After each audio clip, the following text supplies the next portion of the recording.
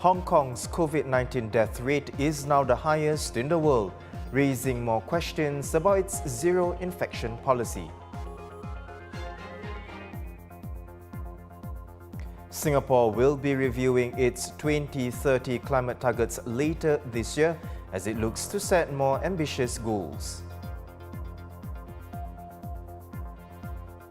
And our Invest editor will have tips on what you need to do if you want more money in your old age.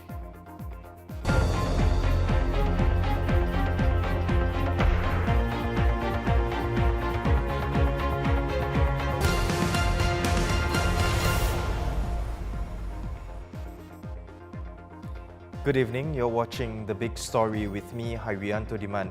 Subscribe to the Straits Times channel so you will not miss a single episode. According to Professor Leo Yi-Sin, Executive Director of the National Centre for Infectious Diseases, people who have had COVID-19 can get it again because acquired immunity wanes over time. While most reports suggest that reinfections in general tend to be milder, Professor Leo says even a less severe variant like Omicron carries with it a risk of severe illness. She stresses that having had COVID-19 doesn't make someone immune to the virus forever. And so, Professor Leo says that effective vaccines, with the possibility of future boosters, would remain the mainstay of protection, in addition to non-pharmaceutical measures which refer to actions that slow the spread of illnesses. Overseas, Hong Kong's COVID-19 death rate is now the highest in the world, with fatalities among the city's under-vaccinated elderly surging. According to Bloomberg calculations based on Johns Hopkins University data, Hong Kong's 7-day rolling average rose to 27 deaths per 1 million people as at Sunday. And as at yesterday, the city reported 161 fatalities and 25,150 new infections. 75 patients were in critical conditions in hospitals. Joining me with more is our Hong Kong correspondent, Claire Huang. Claire, welcome back to the show. Claire, what are the reasons behind Hong Kong's high COVID-19 death rate? Is it mainly because of the low vaccination numbers and/or the pressure on the healthcare system? Well, Yan, it's a combination of factors really. With higher daily infections, the risks of deaths rise, right? So in Hong Kong's case, the death toll is led by seniors, most of whom are not vaccinated. So the Hong Kong government data as at Monday showed that, there were over 2,000 deaths in the fifth wave of the outbreak since it started in late end December. Of these, almost 70% were seniors aged 80 and above. So just under 50% in this group, aged 80 and above, are still unvaccinated. This is despite government pleas, government repeated attempts to urge them to, and also outreach inoculation programs. And the outbreaks are spreading like wildfires, particularly in the nursing homes, for the seniors' care homes. And more than half of them in Hong Kong have already reported cases, either that of residents or the staff or both. Now the government has been doing outreach programs, right? Vaccination programs, and they're trying to get, the residents to, in these care homes to be vaccinated, to get their jabs, but the vaccination rate is still low. And with an overwhelming number of infections daily, when you have hospitals that are understaffed, working round the clock, as a medical worker, and it sounds terrible when I have to say it this way, but this is something known in all hospitals, and all medical workers know this. When it reaches a certain threshold, you need to choose who to save. So Claire, on that, anything else that the authorities are doing to, one, manage the rising number of deaths, and two, the escalating number of cases? I mean, you mentioned campaigns are ongoing to drive inoculation. Are there any other measures that they are taking? So I'm just going to take a step back. Hong Kong takes a zero COVID approach, right? Everybody knows that. The modus operandi has always been in this approach to isolate and quarantine. And this was a way to buy time for people to be vaccinated. To contain the outbreaks, which now spreads very fast because it's Omicron variant, the government moved quicker this time around to basically roll out, to tighten measures, but then the cases breached a threshold and has now overwhelmed the city. It has overwhelmed the officials, the hospitals, isolation facilities, and still there's nothing much more than encouragement and the outreach programs, vaccination programs that's done on the vaccination front. So the idea that Chief Executive Carrie Lam had was to mass test everybody. And basically this is to reinforce the detect and isolate and quarantine method, which does not really take into account the rising death toll. So today, in Mingbao, a local paper which cited a government source, the report then said that, the government will now focus on lowering deaths instead of mass testing. This is upon the suggestion of Mr. Leong from the mainland. He's the leader of China's National Health Commission, Commission's COVID response team, and the mass testing was announced last month, right, by Mrs. Lam, and we have not heard anything further from her on this front as she continues her discussion. So I will leave you with what one of the doctors told me, and he said, if the goal was to minimize deaths in the vulnerable, we would abandon, I quote, we would abandon the compulsory universal testing. Claire, I just want to touch on Hong Kong's zero COVID strategy, which you mentioned as well earlier on. With the rising number of cases, rising number of deaths, where does Hong Kong stand now on its zero COVID approach? Well, Yan, your guess is as good as mine. What we're seeing now in Hong Kong is a conflict that the government is also facing, right, between zero COVID and endemic strategy. How can you tell? Well, Mrs. Lam has said that there will be no full lockdown. Lockdowns are the way to go in the mainland. That's the mainland style. But they have, the Hong Kong officials have very little options. She ruled out a full-on lockdown. So she offered mass testing instead. And now, we have come to know from reports, and things like that, that there's the lockdown that she's talking about is Hong Kong style. So if it's anything to go by, we may soon hear Hong Kong style zero COVID strategy, which basically means a mixture of both. Right, we'll probably catch up with you on that. Claire, thank you for the updates and do stay safe right in Hong Kong. Claire Huang there, the Straits Times' Hong Kong correspondent.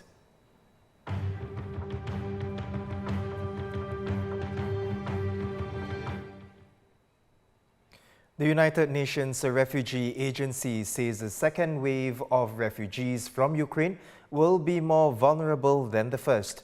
That's because most will have no resources and no connections elsewhere. For the countries receiving refugees, these will make for a more complex situation to manage. 1.7 million people have fled Ukraine since Russia's invasion began, but there are still a large number of civilians who have been trapped by heavy fighting since Russian troops invaded Ukraine. The energy markets remain on edge today with oil prices hovering near 14-year highs. According to one economist we spoke to, there's a great deal of uncertainty about what happens next between Russia and Ukraine. With respect to energy markets, I think slowly, the chips fall into place and people understand that they have to look through the current fog, the fog of war, so to speak, and that they will see where this ends is in a very, very poor position for Russia. Russia will be boxed in. They will have to rely on China for currency swaps, for financial support. They will have to, in turn, agree to deliver energy to China at discounted prices, just like right now. And they will lose the cooperation with OPEC if they're unlucky, because OPEC will also be pressured into supporting oil supplies to the world. And, sanctions by themselves will not solve the problem. Sanctions, to my knowledge, have never changed a government anywhere in the world, but they have always succeeded to making the people poorer. And this is what's going to be in store for Russia. They will have a severe recession, they will have high inflation, they have no longer the means to either threaten the world with energy boycotts or to manipulate their currency to remain strong. So it's kind of really a picture where at the moment everybody loses.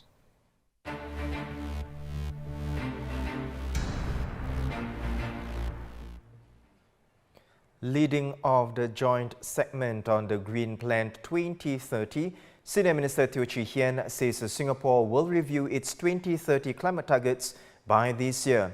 Now, a brief background. In 2020, in a submission to the United Nations, Singapore had outlined its aim of having its emissions reach a peak of 65 million tonnes around then.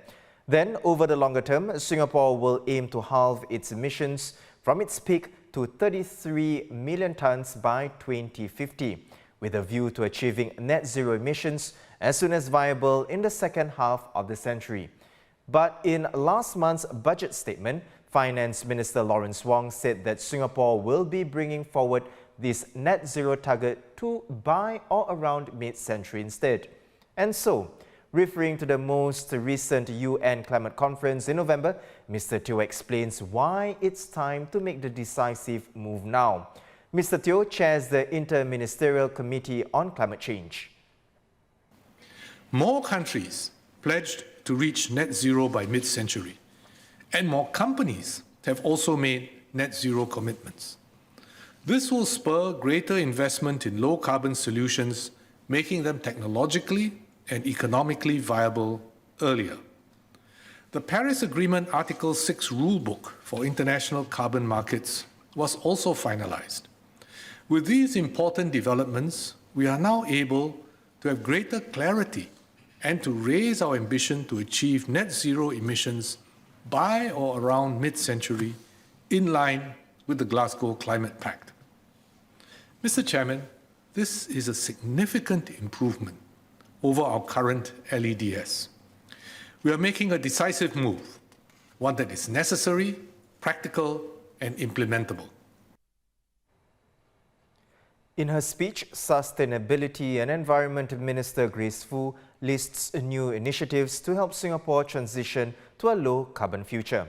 From April 1st, the grant cap for investing in energy-efficient technologies like LED lighting and high-efficient air conditioning systems will be raised from 50 to 70% of qualifying costs. This will help the manufacturing companies, especially SMEs, improve their energy efficiency. Around $220 million is being pumped into national research initiatives in areas like water technologies and projects that can squeeze value from waste. $80 million will go to research projects that look at how resources can be recovered from Singapore's key waste streams, which are plastics, electronic waste and food. Another $87 million will go into water technology research, such as how to make the energy-intensive process of desalination more efficient or how used water can be better treated. And $2.9 million will be awarded to 68 projects that support environmental sustainability as part of the second grant call under the SG Eco Fund. These projects include a social enterprise farm, which will host environmental programs, as well as a web application to educate the public on recycling household items. It is my hope that the Green Plan will spark new possibilities that were once thought to be unattainable, that it will pave the way for a greener, brighter future. That when it is time to hand the torch over to the next generation, we will be remembered as faithful stewards of our island nation who made the right and difficult choices in good time. The push towards a low-carbon future heralds a new phase in Singapore's sustainable development. And in efforts to make every HDB town EV-ready by 2025, at least 3 charging points for electric vehicles will be installed in nearly 2,000 HDB car parks over the next 3 to 4 years. This is among measures announced by Transport Minister S. Iswaran to reduce land transport emissions by 80% by or around mid-century from its peak in 2016. Other initiatives include progressively upgrading car park electrical infrastructure to ensure sufficient electricity in all residential estates for EV charging. Legislation will be introduced to regulate EV charging with a public consultation conducted later this year. Half of the public bus fleet will go electric by 2030, and the same commitment has been made by taxi operators. And the government will support this by extending the statutory lifespan of e-taxis to 10 years, up from the current 8 years. Mr. Iswaran says, though, that the transport sector's green ambitions ultimately rests with our daily commuting decisions. Based on LTA's estimates, compared to driving an internal combustion engine car, switching to an electric car halves our carbon footprint. Taking an electric bus reduces our carbon footprint by 70%. Taking the MRT reduces our carbon footprint by close to 90%. And if we walk or cycle, the carbon footprint is practically zero. So we can make a difference with our choices. On to the debate on the National Development Ministry's budget. Homeowners who find it difficult to sell their HDB flats due to ethnic quota limits can now request for HDB to buy back their units. This option will be offered to owners who've had their flats for at least 10 years and have been regularly attempting to sell their flat on the open market for over 6 months. In assessing households for buyback assistance, we will consider the household's specific circumstances, including how long the household has been EIP constrained and whether they have marketed their flats consistently at reasonable prices. If HDB assesses that the conditions have been met, it will appoint a professional licensed valuer to perform a valuation, and HDB will make a fair offer so that the household is not unduly disadvantaged due to EIP. Nonconstituency MP Leong Man Wai has been asked to apologize for and remove his Facebook posts claiming that the Speaker of Parliament Tan Chuan-Jin had prevented him from speaking in the House. In his Facebook post yesterday, Mr. Leong claimed he was deprived of the opportunity to respond to Manpower Minister Tan See Leng's statement from last Friday because the Speaker had not allowed him to speak, using, quote, the cut-off time as an excuse. Here's Deputy Leader of the House Zaqy Mohamad rebuking Mr. Leong in Parliament today. Mr. Leong's posts and his video have impugned the Speaker and the process of Parliament and have misrepresented how the COS proceedings for MOM were ended yesterday. And this is by suggesting that you could have called on Mr. Leong but deliberately did not do so for improper reasons. Now, this is dishonorable and a contempt of Parliament and breaches the Parliament Privileges, Immunities and Powers Act. Mr. Leong has had the benefit of your remarks yesterday and has now also heard your ruling. So I therefore request that Mr. Leong do the proper thing. And one, take down the video and the accompanying caption and post. Two, take down his two Facebook comments of 12:52 p.m. and 12:53 p.m. on 7 March 2022. Three, apologize before this House and also via Facebook post for his words and actions in the following terms. Mr. Speaker, I request that Mr. Leong do these by the end of today's Parliament's sitting on 8 March 2022. We have Assistant Political Editor Lim Yan Liang explains why Mr. Leong's actions go against the rules of conduct for a Member of Parliament in the chamber and warranted this rebuke. Following the Raisa Khan incident and the Committee of Privileges investigation, Speaker of Parliament Tan Chuan-Jin put out a Facebook post in January this year, on January 18, on the rules of conduct. Again, this is not new, but as a refresher on what the rules of conduct from MPs are.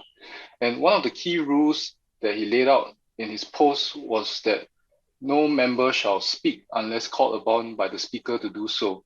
And the Speaker of Parliament can also direct an MP to discontinue speaking if, as Speaker, he determines that the MP was persisting in irrelevance or tedious repetition.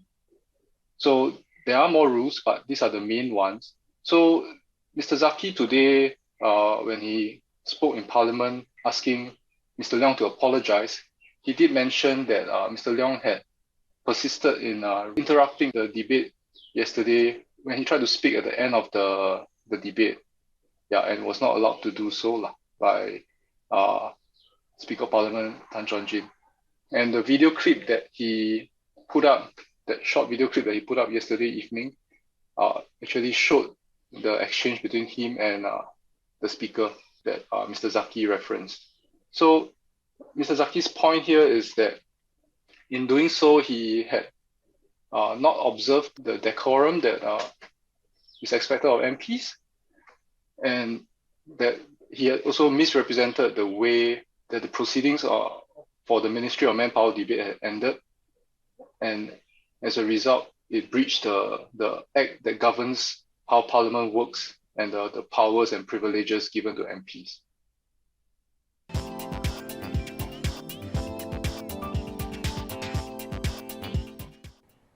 For those of you who are turning 55 next year and beyond, you'll need to set aside more money in your CPF. But hey, it's not all bad news. In today's Invest segment, we'll explain how by putting more money into CPF Life, you'll get higher monthly payouts from the age of 65 that will help to cushion inflation in old age. The new rules mean that compulsory retirement sums that need to be set aside for those hitting 55 will go up by 3.5% a year for the next 5 years. Let's crunch the numbers with Invest editor Tan Wibun. Hey Wibun, first things first, how much more money will CPF members get when they turn 65? You know something? Everybody must remember that there is no free lunch in this world. If you want more money in your old age, you have to start planning for it right now. This is what the CPF retirement sum changes is all about, giving all of us here a chance to enjoy higher lifelong income from 65 by making CPF Life pay out more. So how much more are you talking about? About $150 to $400 more, depending on how much you are setting aside. So for those who are prepared to go up to the maximum, the enhanced retirement sum, or at about 300, which will require you to put 342,000 by the year 2027, you will receive $2,700 a month, up from $2,300 now. This is a lot if you add it up over the years. You get 324,000 by age 75 and 648,000 by age 85. These monthly payments do not stop so long as you're around. If you don't have so much money in CPF, don't worry. You can aim for the full retirement sum, which requires you to set up 228,000 by 2027, and that will give you $1,840 monthly, or the basic retirement sum at 114,000 by the year 2027, which gives you roughly about $980 a month. But anyway, don't let the figures scare you. All workers in Singapore can actually meet one of these targets if they start to save in the CPF as they work. Now, Wibun, what say you to people who dislike the idea of having more of their money locked up, so to speak? What are they missing out on? Frankly, I can tell them that there are no financial products in the market that will give you good returns without requiring you to lock up your money. People buy life insurance when they are young, and they have to pay premiums every month for the rest of their life, but nobody complains that insurance lock up their money. CPF by itself is like a long-term fixed deposit bank account with very good interest rate, and that the CPF Life is just like a longevity insurance that you can buy in the market. The only difference is that it is far, far cheaper and pays a lot better. So how much cheaper you're talking about? A conservative estimate would be about 50 to 70% cheaper, and the payment is stable and guaranteed. In short, you will definitely make money, and you will have money to spend in old age. No other products can give you this kind of deal.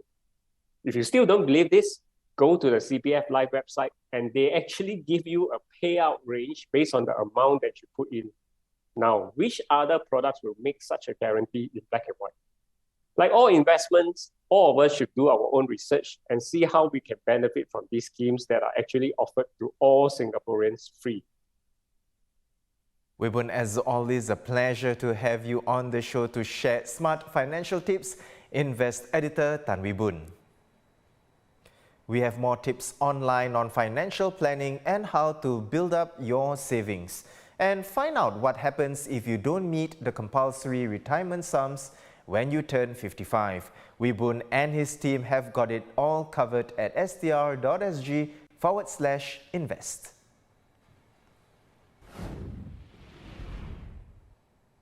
Now, news in a few minutes ago, Malaysia Prime Minister Ismail Sabri Yaakob announcing that the country will reopen its border to international visitors from April 1st, with travellers allowed to fly in as long as they're fully vaccinated against COVID-19. These visitors will not need to serve any quarantine, but will be required to undergo pre-departure PCR tests and upon arrival ART tests within 24 hours after landing in Malaysia. Now, more on this developing story at straitstimes.com. And before I go, happy International Women's Day. Now, to mark the occasion here, 7 women were inducted into the Singapore Women's Hall of Fame. Among them are infectious disease expert Leo Yi Sin, who's been at the forefront of our COVID-19 battle. Malay music and film icon Nona Asia, and Professor Lily Kong, President of Singapore Management University and the first woman to head a Singapore university. Now, there are now 174 women honoured in the Hall of Fame, which was started in 2014 to recognise women who've made an impact on Singapore through their achievements and contributions. Well done, ladies. Visit straitstimes.com for the latest news and our YouTube channel for more videos. Subscribe by hitting the red button below. I'm Haryanto Diman. See you tomorrow for more stories on The Big Story.